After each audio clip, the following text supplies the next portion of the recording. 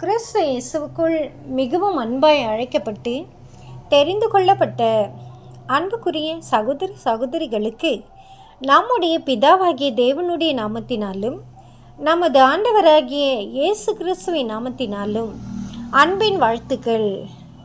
What pastor Russell set.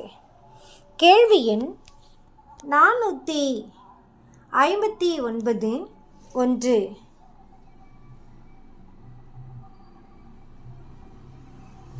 வருடம் 1909. விவாகம் கணவனின் பணத்தை செலவு செய்தல். மேரேஜ் ரீஸ்பெண்டிங் ஹஸ்பண்ட்ஸ் மணி. கேள்வி எண் 1. மனைவியானவள் தனக்கு சொந்தமாயிருக்கும் பணத்தை அவளது கணவனுடைய விருப்பங்களுக்கு மாறாக பயன்படுத்தும் உரிமை பெற்றிருக்கின்றாளா? இக்கேள்விக்கான பதில்: ஒருவேளை கணவன் கர்த்தருடனான உறவில் நிறைவாயும் முழுமையாயும் காணப்பட்டு மனைவியும் இப்படியாகவே காணப்படுவாளானால் அப்பொழுது பிரச்சனை இருப்பதில்லை. மற்றும் இங்கு எழும்பியுள்ளதான இக்கேள்வியானது எழும்புவதும் இல்லை. ஆனால் காரியங்கள் எப்போதும் இப்படியாக இருப்பதில்லை.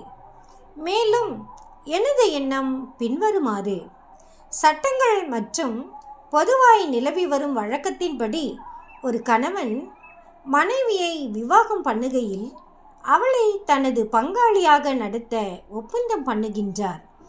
மேலும் கணவனானவன் மனைவியின் உரிமையின் கீழ் காணப்படும் சொத்துக்கள் விஷயத்தில் ஏதேனும் விசேஷித்த ஒப்பந்தம் இருந்தால் தவிர மற்றபடி சொத்துக்களை பொருட்படுத்தாமலேயே அவளை இப்படி நடத்த ஒப்பந்தம் பண்ணுகின்றார். இப்படியான சொத்து ஒப்பந்தம் எதுவும் இல்லை என்றாலும் புருஷன் அவளை தன் துணைவியாக எடுத்துக்கொண்டுள்ளார். அதுவும் அவள் வசத்தில் காணப்படும் சொத்துக்கள் எதையும் பொருட்படுத்தாமல் அவளை பராமரிப்பதற்குரிய பொறுப்பாளி ஆகுகின்றார் என்று புரிந்து கொள்ளலாம். இது கணவன் மற்றும் மனைவிக்கிடையே நியாயமான ஒப்பந்தங்களும் நிலவுவதையும் கூட அர்த்தப்படுத்துகின்றதா இருக்கும்.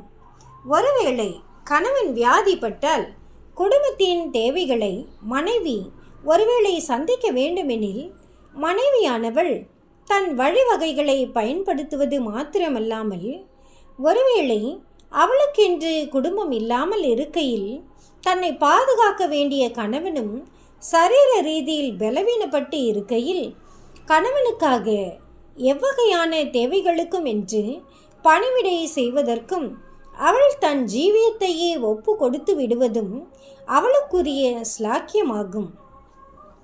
ஆனால் இப்படியான தேவை ஏதும் இல்லை எனில், மேலும் கணவன் தனக்கும் மனைவிக்கும் என தேவைகளை திரளாய் சந்திக்க முடிகிறவராய் இருப்பார் எனில், மனைவியின் உரிமையினுடைய கீழ் காணப்படும் எதுவும் அவருக்கு அவசியம் இல்லை எனில், மனைவிக்கு தனிப்பட்ட விதத்தில் வந்துள்ளதான அந்த பணத்திற்கு தான் உக்ரானக்காரியாக இருப்பதாக மனைவி எண்ண வேண்டும் என்றும், கர்த்தரிடத்திலும் அவள் பொறுப்பு ஒன்றினை பெற்றிருக்கின்றாள் என அவள் உணர வேண்டும் என்றும், அவள் கணவன் அவளோடு ஒத்துழைக்க வேண்டும் என்றும் நான் எண்ணுகின்றேன். தேவன் தாமே இந்த வார்த்தைகளை ஆசீர்வதிப்பாராக. ஆமீன்.